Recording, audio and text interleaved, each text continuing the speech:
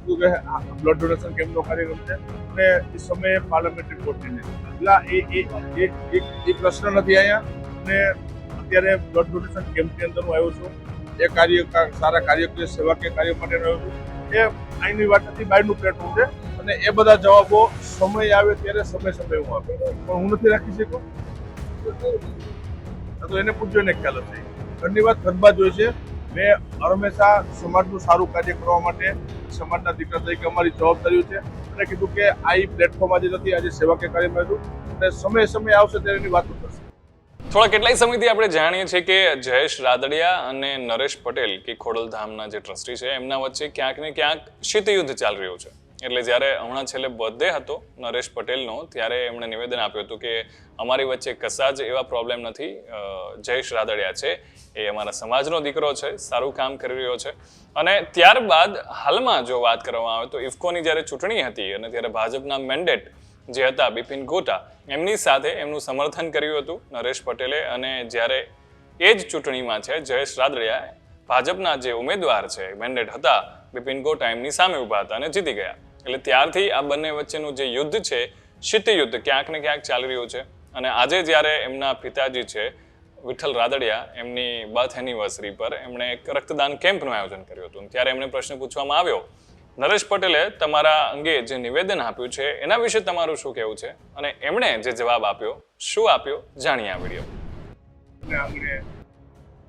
મારા પિતાશ્રી સ્વર્ગસ્થ વિઠ્ઠલભાઈ રાદડિયા અને વિમલભાઈ ગોલાણી એમની પુણ્યતિથિ નિમિત્તે આજે મેગા બ્લડ ડોનેશન કેમ્પનું ભવ્ય આયોજન જામનગરના મારા ધારાસભ્ય, મારા મિત્ર દિવેશભાઈ અકબરી દ્વારા આયોજન કરવામાં આવ્યું છે.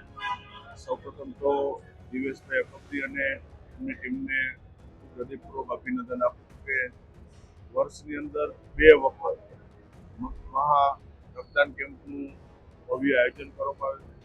550થી વધારે રક્તનું દાન અહીંયા કરવામાં આવે છે. આ તકે આ બ્લડ ડોનેશન કેમ્પની અંદર જે રક્તદાતાઓએ આજે રક્તનું દાન કર્યું છે એનો પણ આભાર વ્યક્ત કરું છું, અભિનંદન આપું છું. કારણ કે રક્તનું દાન કરવું એ અનેક લોકોની જિંદગીની અંદર કામમાં આવતું હોય છે. અત્યાર સુધીના વિજ્ઞાનની અંદર ગમે એ વસ્તુ સ્વાભાવિક રીતે બની જતી છે, પણ બ્લડ રક્ત એવી ચીજ છે કે જ્યાં હજી સુધી એની કોઈ ફેક્ટરી નથી અને એનું દાન કરવું એ માનું છું કે અલગ અલગ જગ્યા ઉપર અનેક નાના માણસોને, જરૂરિયાતમંદ લોકોને કામમાં આવતું છે. આવા રક્તદાતાઓને પણ આભાર માનું છું.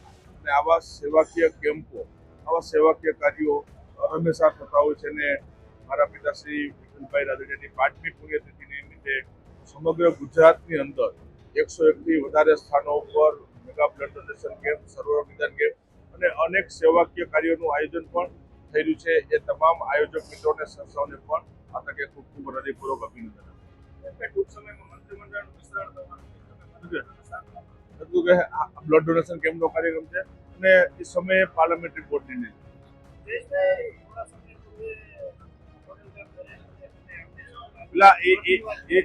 એ પ્રશ્ન નથી અહીંયા અને અત્યારે બ્લડ ડોનેશન કેમ્પની અંદર હું આવ્યો છું.